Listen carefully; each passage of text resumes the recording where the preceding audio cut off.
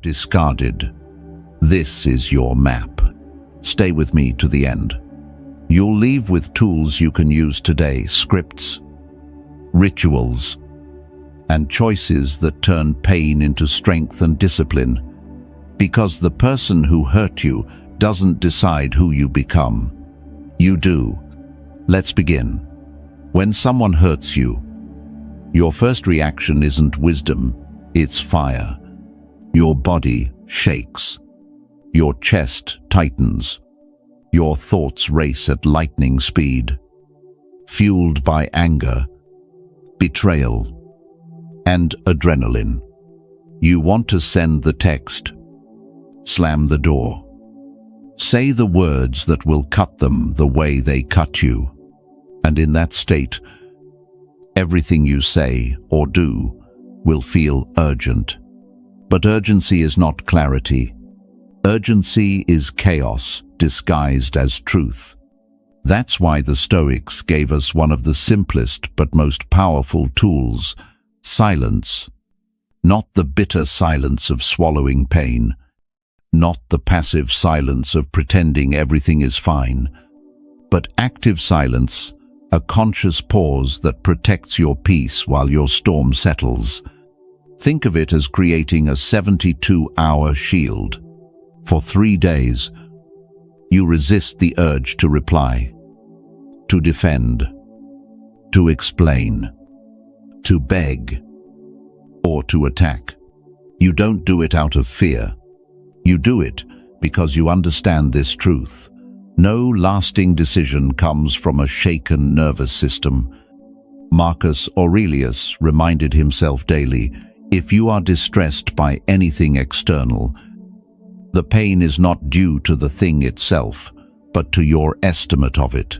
And this you have the power to revoke at any moment. In modern terms, your first reaction is almost always your weakest. Silence creates the space for your strongest response. Let's be practical. Here's how active silence works. Step 1. Write what you want to say, but don't send it. Your anger deserves expression, but not distribution. Step 2. Move your body. Take a walk. Breathe deeply. Let your nervous system catch up with reality. You're not in danger, even if your heart thinks you are. Step 3. Wait 72 hours. When you return to those unsent words, you'll see them with different eyes. What once felt urgent often looks unnecessary. This isn't weakness. This is strength. Because the one who rushes to explain, justify, or attack becomes predictable and manipulable. The one who pauses becomes mysterious and powerful. Silence unsettles those who expect a reaction. And more importantly, it teaches your brain that you don't need to react in order to survive. Think of silence like a healing bandage. When you leave a wound alone, the body knows how to close it. But if you scratch at it, it reopens again and again. The same is true for emotional wounds. Give them space, and they begin to close. Let me ask you, how many regrets in your life were born from words you wish you hadn't said? Now imagine the opposite. How many victories are waiting if you can master the art of waiting 3 days? Silence isn't surrender. Silence is strategy. In those hours, you don't lose. You rebuild. You choose clarity over chaos. And when the time comes to act, you'll act not as a victim of impulse, but as a master of yourself. Because sometimes, the loudest way to deal with someone who hurt you is to say nothing at all. When you've been hurt, the first impulse that rises isn't wisdom, it's payback. You imagine exposing their lies, humiliating them, making them feel the sting they gave you. And for a moment, those thoughts feel satisfying. But the truth, they're poison. Revenge may look like justice, but in reality, it chains you to the very person you want to escape. The Stoics drew a sharp line between justice and revenge. Marcus Aurelius wrote, "The best revenge is not to be like your enemy." Think about that. The highest victory isn't dragging them into the mud. It's refusing to let their actions pull you down.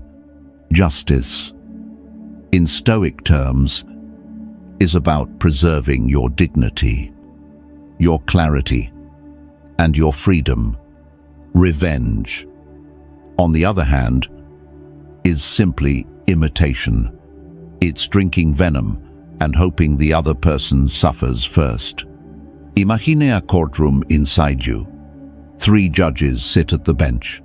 Reason, virtue, and consequence. Reason asks, is this course of action logical or just a raw impulse? Virtue asks, does this honor the values I claim to live by?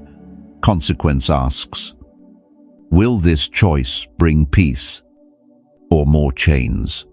When you pass your fantasies of revenge through that inner court, most of them collapse instantly. They can't hold the weight of logic. They can't align with your values.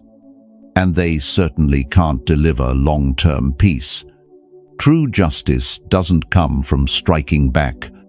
It comes from letting life, time, and natural consequences do their work.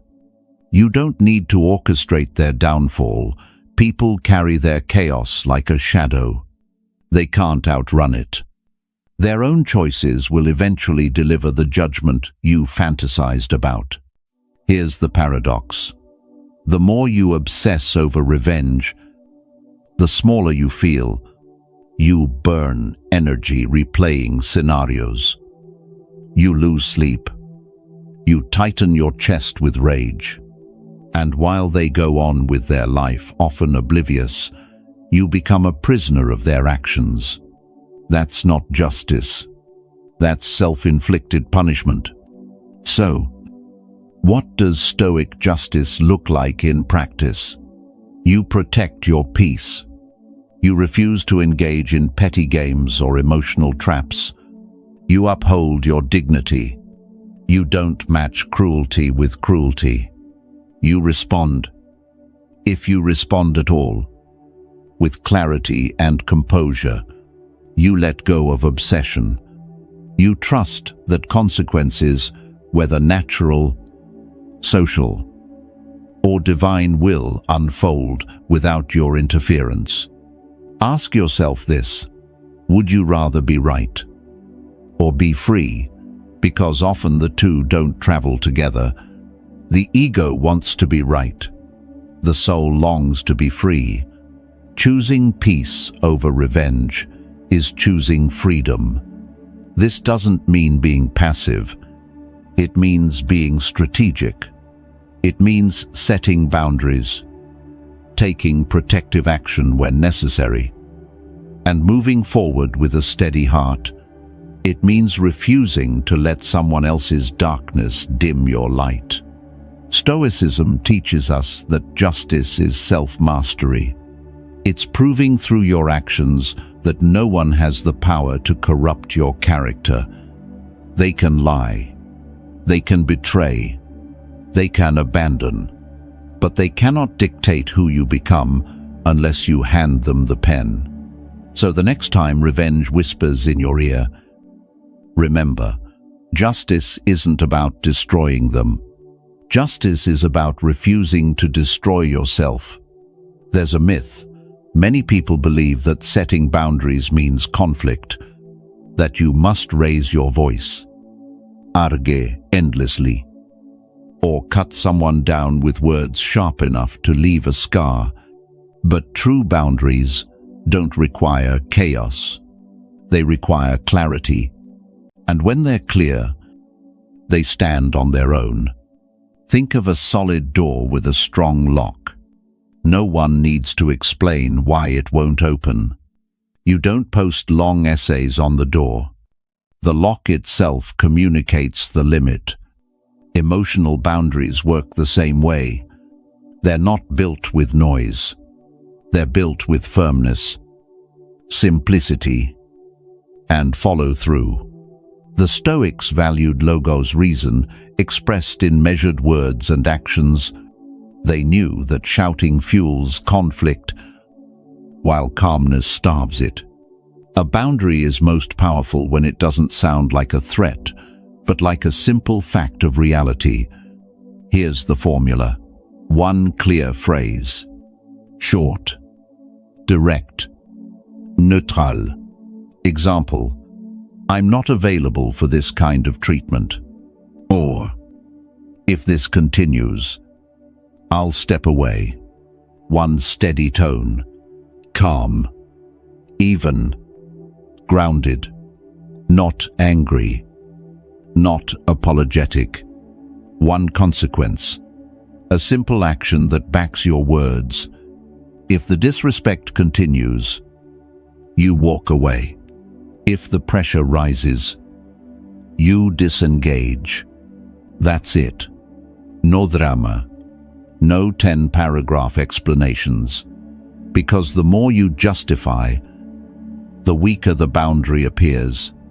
Boundaries aren't debates. They're decisions. Let me share a story. Someone close to me once tried to manipulate me into agreeing to something that violated my values. My blood boiled, and I wanted to argue point by point, but instead, I took a breath and said, I won't continue this conversation if it stays in this direction. Then I stopped talking. When they pushed again, I simply left the room. No fight. No scene. Just action. And the message was louder than any argument could have been. My peace is non-negotiable. The Stoics remind us that anger rarely changes people.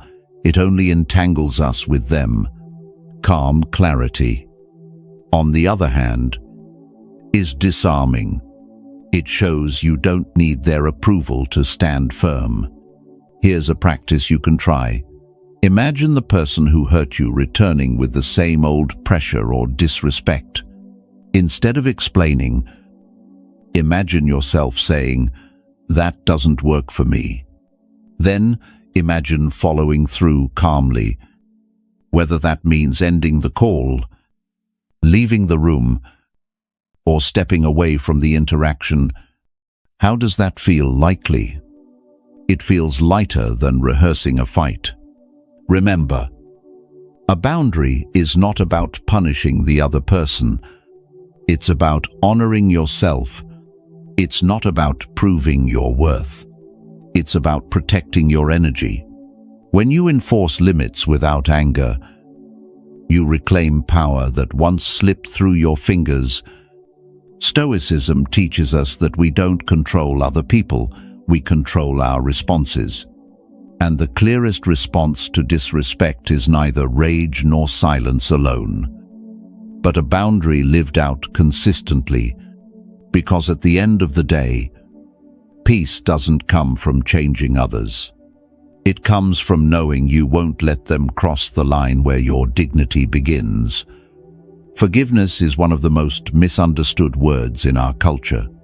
We are taught from childhood that forgiving someone means reconciling with them, letting them back into our lives, or offering our trust as if nothing ever happened.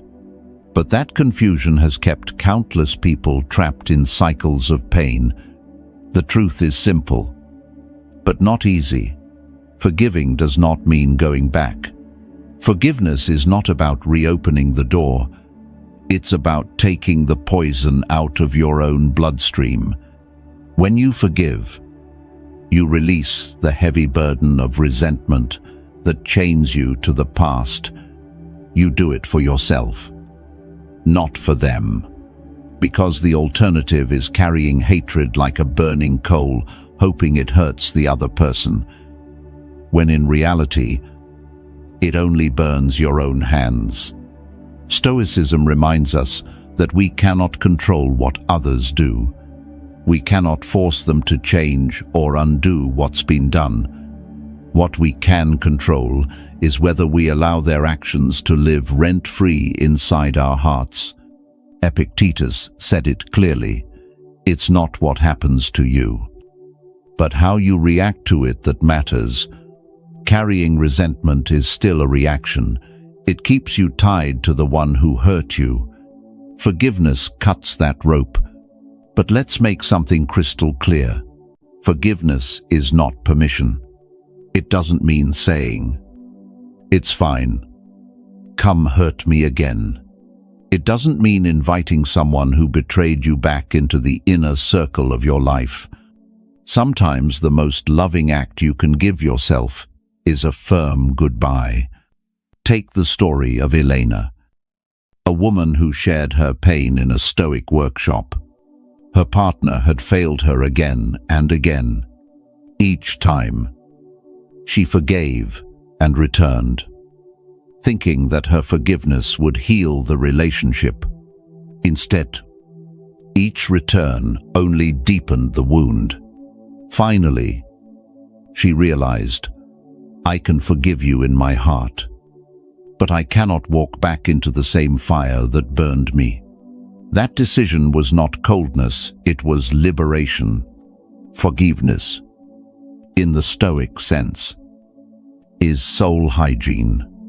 Just as you sweep dust from your home, you sweep bitterness from your spirit. Even if your neighbor keeps tossing trash into the street, you don't let it pile up inside your living room. You clear your own space. That's what forgiveness is: a clearing, a cleansing, a decision not to poison yourself with another person's choices. The Bible echoes this wisdom in Romans 12:18. If it is possible, as far as it depends on you, live at peace with everyone.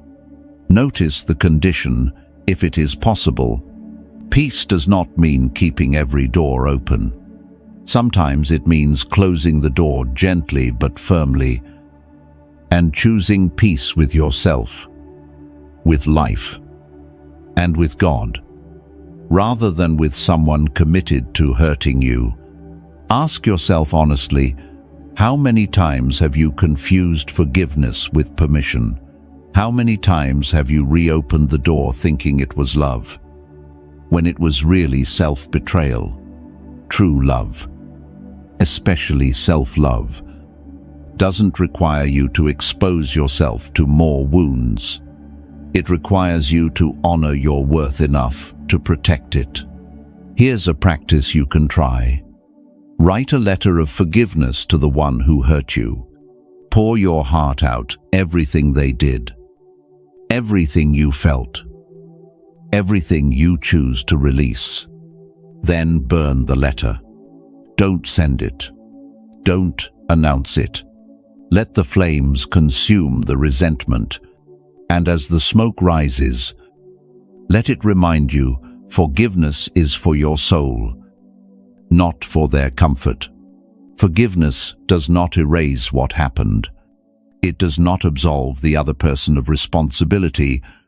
What it does is break the invisible chain that ties your spirit to their offense. It frees you to move forward without dragging their shadow behind you. So remember, to forgive is not to return. To forgive is to release. To forgive is to say, "I refuse to let your actions define the rest of my story." That is not weakness, it is strength. Because anyone can cling to resentment, but only the truly strong know how to let go and walk away with peace in their heart. In the digital age, one of the greatest traps after being hurt is the keyboard. The moment your emotions boil, your fingers rush to type paragraphs. You want to explain yourself. You want to be understood. You want to pour out every argument, every wound, every detail, believing that if they just read your words carefully enough, they'll finally get it. But here's the hard truth. Chat is the worst battlefield for healing. It strips away the humanity of communication. There's no tone, no pause, no eye contact. Words that were written calmly can be read with anger. A sentence meant as an opening for dialogue can be interpreted as an attack. And once you press send, you lose control forever. I've lived this mistake myself. One night, fueled by pride and pain, I typed out long paragraphs to someone who betrayed me. I crafted each word carefully, thinking my logic would cut through the lies. I pressed send with the illusion of closure. The next morning, their reply came short, cruel, dismissive. The wound ripped open again. My heart sank as I realized I hadn't closed anything. I had handed them more weapons. The Stoics warned us about this very trap. Marcus Aurelius wrote, "You have power over your mind, not outside events. Realize this, and you will find strength." Sending a message in a storm is an attempt to control the uncontrollable, their understanding, their reaction, their judgment of you, and in doing so, you hand over your power. So, what's the alternative? The letter you never send. This is one of the most powerful exercises for emotional intelligence. When you feel the urge to pour it all out, go ahead, write it, but not in chat. Take a notebook or a private document. Write with no filter, no restraint. Write every insult, every frustration, every tear in words. Let it all bleed onto the page. Then stop. Set it aside for 48 hours. When you come back to it, you'll notice something extraordinary. The storm has passed. The fire has cooled. And in that calmer state, you'll see two truths. First, you didn't need them to read it to feel lighter. You needed to release it for yourself. Second, if something still needs to be said, it can now be distilled into a few short, calm lines. No excess, no begging, no rage disguised as reason. This practice doesn't make you weak. It makes you disciplined, because true strength isn't in unleashing every thought the moment it arises. It's in mastering the moment until your response comes from clarity. Think of it this way. Every long message you send when your heart is unstable is like opening your wound and handing it to the very person who cut you. Every time you hold back, every time you choose silence over a storm of texts, you are proving to yourself that you can survive without their validation. So here's the challenge. The next time your phone buzzes with a message full of venom, don't take the bait. Don't explain. Don't defend. Don't argue over chat. Open your notes app or grab a pen and let it out where no one else will see it. Then wait, because sometimes the strongest thing you can send is nothing at all, and that nothing speaks louder than 1,000 words. When someone wounds you, the mind latches onto a single, heavy question. Why did they do this to me? That to me becomes a chain. You replay the betrayal like a broken record, each time carving the cut a little deeper. It feels impossible to let go because your perspective has turned the event into a personal sentence against your worth. This is where Stoicism offers one of its most liberating tools, the reframe. Reframing doesn't mean denying the hurt or pretending it never happened. It means shifting the lens so the pain no longer defines you. It's about moving from victimhood to clarity. From why me to what does this reveal? I once wrestled with betrayal that consumed me for months. I replayed the scene night after night, my mind searching for explanations. Then one day, I asked a new question. What does their behavior show about them, not me? That simple pivot broke the cycle. Suddenly, I realized it wasn't my worth on trial, it was their character. My identity didn't need to live inside their emptiness. Psychologists call this the ABC model, activating event. Belief. Consequence. The event is what happened. The belief is the story you tell yourself about it. And the consequence is how you feel. Change the belief, and the consequence changes with it. For example, belief 1. They betrayed me because I wasn't good enough. Result: guilt, shame, despair. Belief 2. They betrayed me because of who they are, not who I am. Result: clarity, release, resilience. Epictetus captured this truth in a single line. It's not events that disturb us, but our opinions about them. At first, I resisted this idea. It felt like the Stoics were dismissing real pain. But in time, I understood. They weren't telling us to suppress emotion. They were showing us where our freedom lies. Here's a practice to try. Imagine the painful moment as if it's a movie playing on a screen. Then mute the sound and narrate it in a neutral, documentary-style voice. A person acted from their weakness. Another person felt pain as a result. Notice how the intensity begins to drop. By turning yourself into the observer, you create space between the wound and your identity. This is not easy work. The mind will try to drag you back into why me, but each time you shift the frame, even for a few minutes, you loosen the grip of resentment.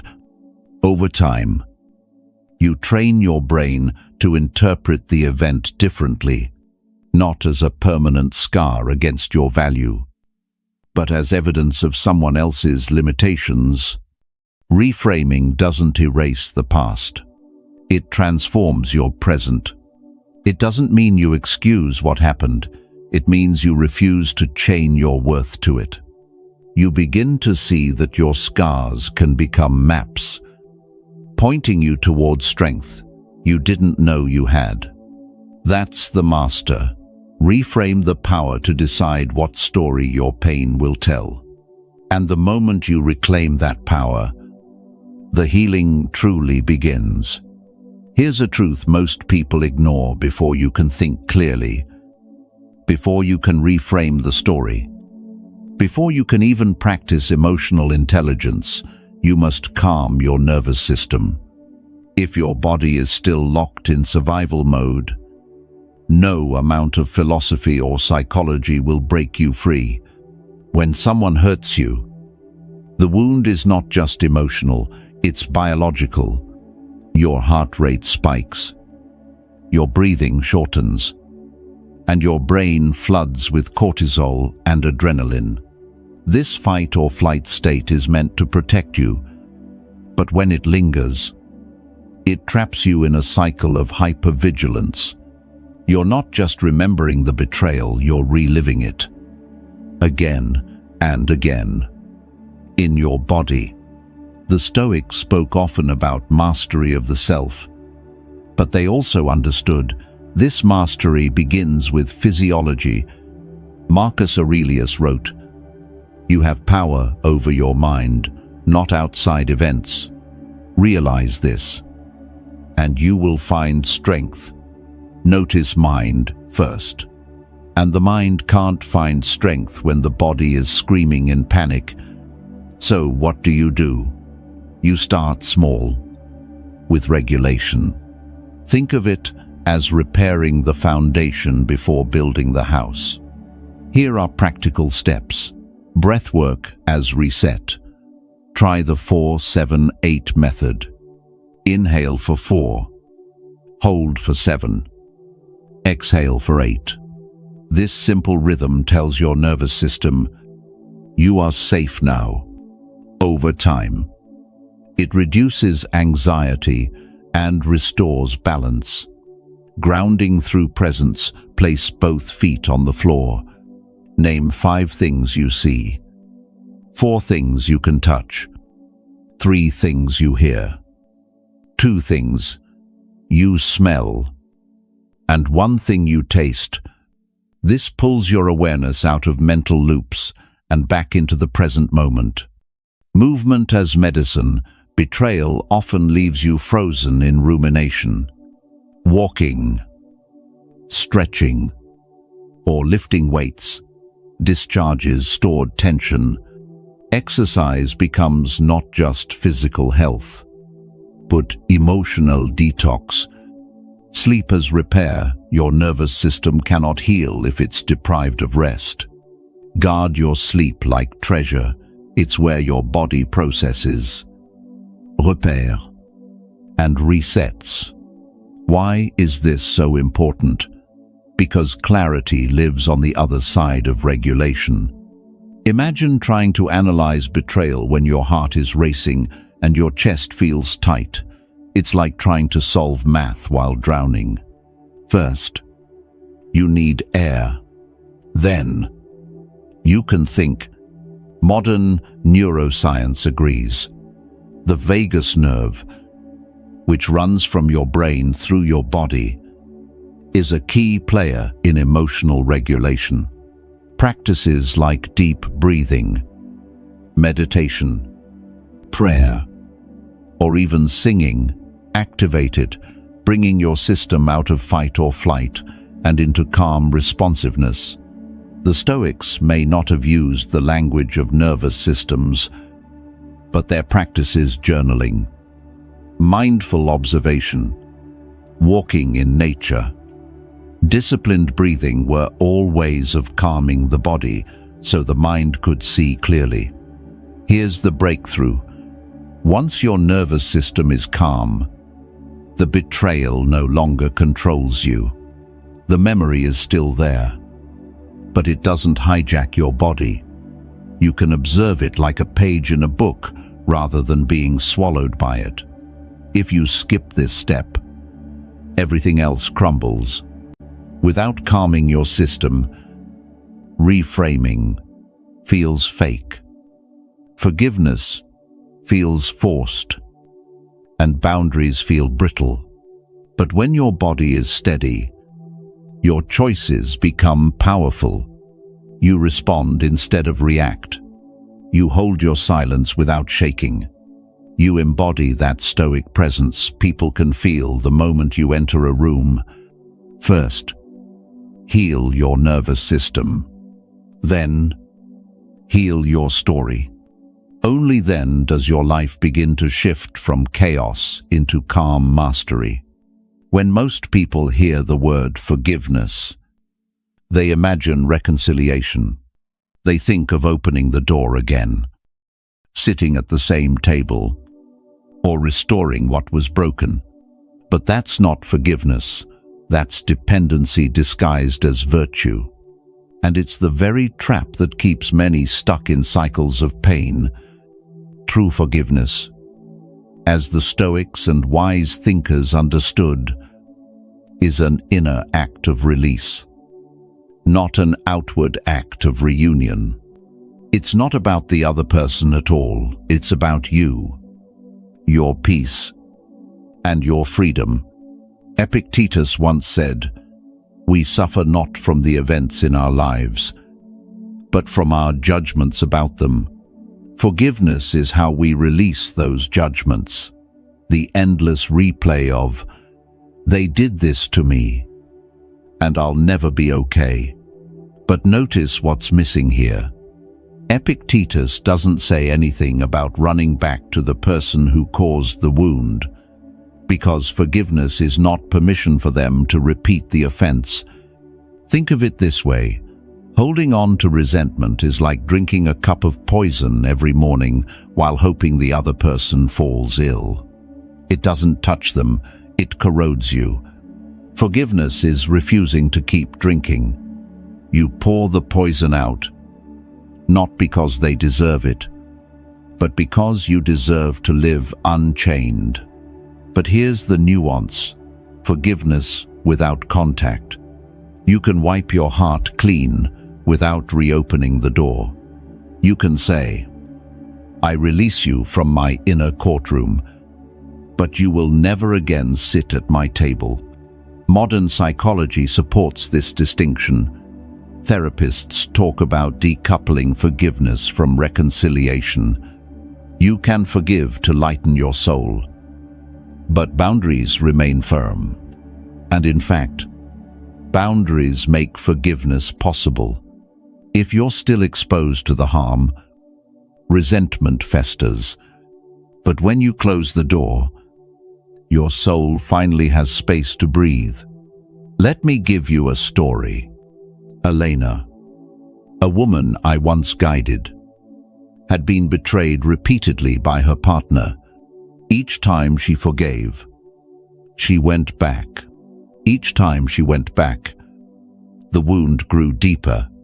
For years she thought that was what love demanded. Endless chances, until the day she discovered this truth. Forgiving does not mean returning. That day, she whispered a simple prayer of release. "I forgive you, but I release you." She closed the door permanently. And for the first time, forgiveness became a bridge to her peace, not a leash pulling her back into pain. Even Scripture draws this line with clarity. If it is possible, as far as it depends on you, live at peace with everyone. Notice, if it is possible. Sometimes peace means distance. Sometimes it means silence. Sometimes it means a locked door. Here's a practice. Write the person's name on a piece of paper. Underneath, write the words, "I forgive you, but you no longer have access to me."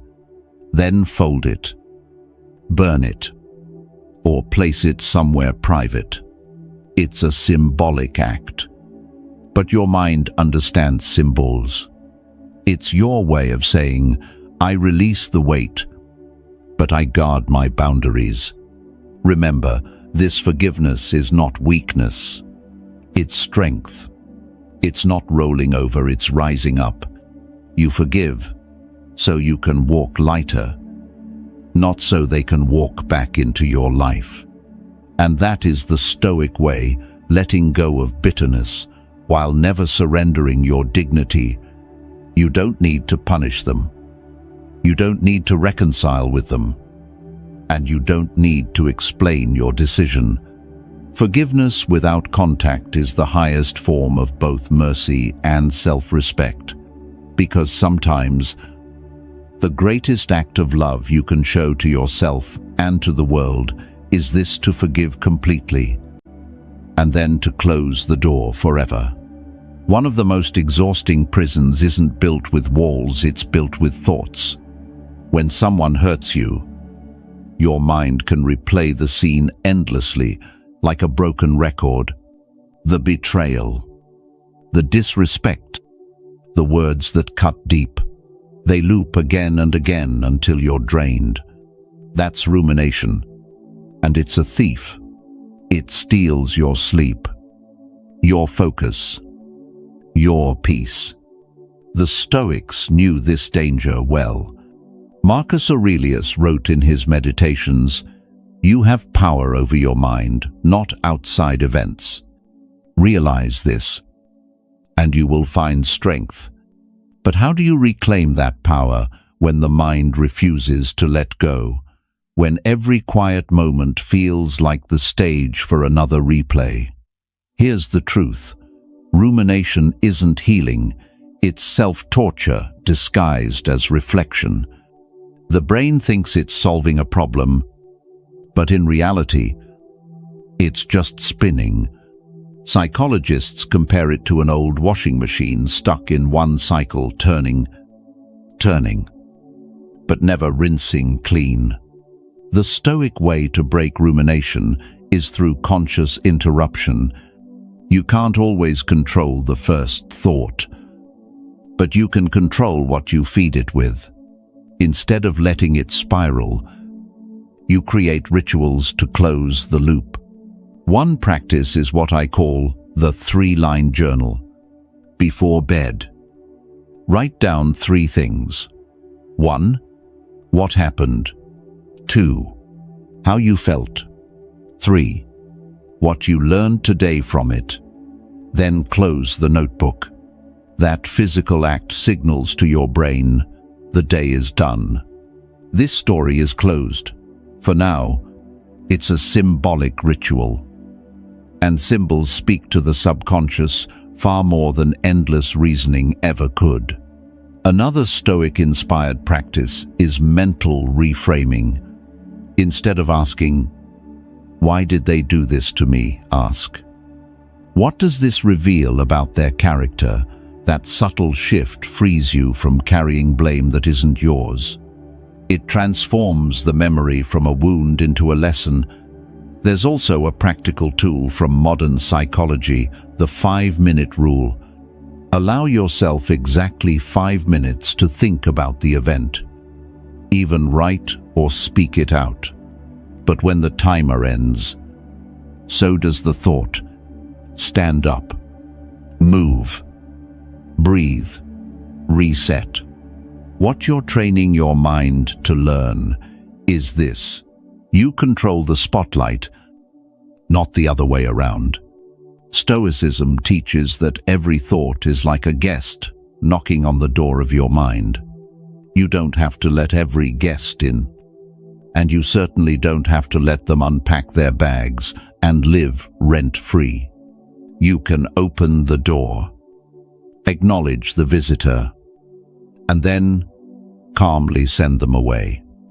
Let me ask you, how many sleepless nights, how many anxious days were not caused by the original betrayal, but by the reruns in your head, probably more than you'd like to admit?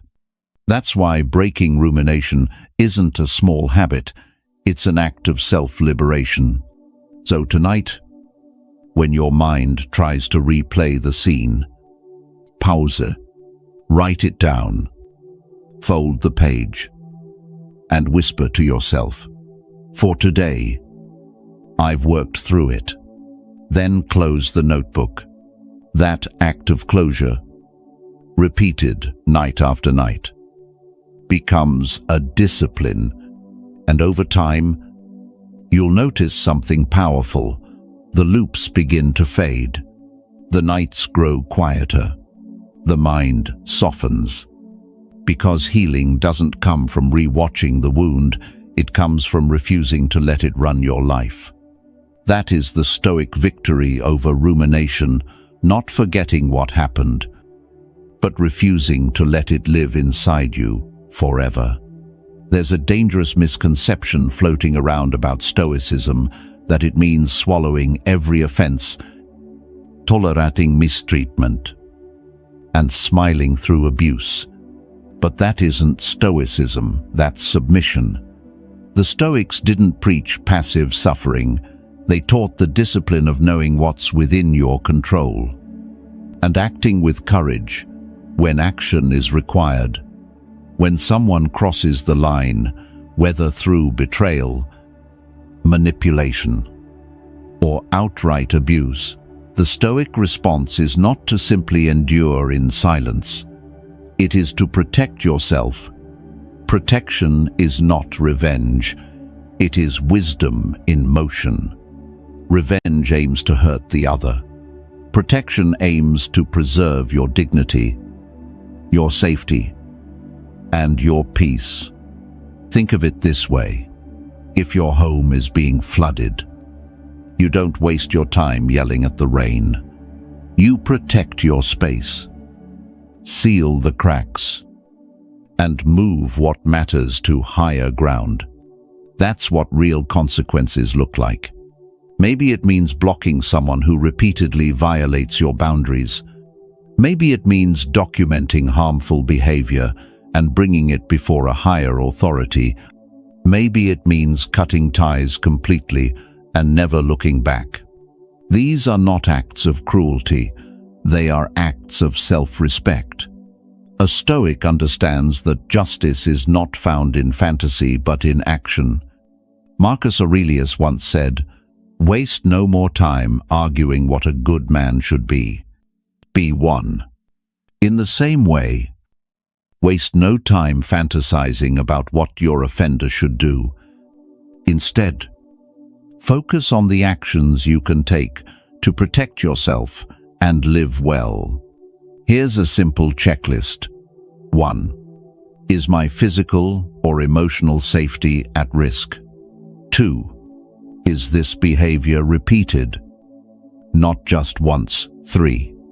Have my calm boundaries been ignored or mocked? If the answer is yes to even 2 of these, the time for reflection is over. It's time for real consequences, not out of anger, but out of love for your own life. Let me share a story. A woman I once spoke with had endured months of harassment calls at midnight, messages dripping with venom. She thought Stoicism meant bearing it quietly, but her world kept shrinking, her peace evaporating. Finally, she reported it, blocked all channels, and reclaimed her space. Her words stayed with me. The moment I took action, I felt like I got my home and my mind back.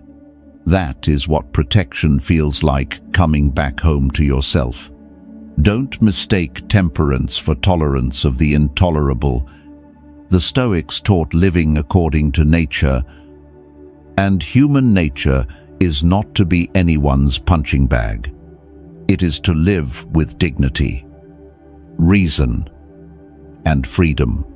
So remember, asking for help is not weakness. Taking decisive steps is not revenge. It's wisdom embodied. It's the philosophy you've been learning, made practical. Because the truth is simple, peace isn't built by letting people harm you without response. Peace is built by creating a life where your soul, your body, and your mind are protected from poison. That is the highest form of Stoic justice, guarding your life so it can be lived fully. They hurt you. They tried to silence you. They even hoped you would break. But here you are, wiser, calmer, stronger. The Stoics remind us that no one can steal your peace unless you hand it over.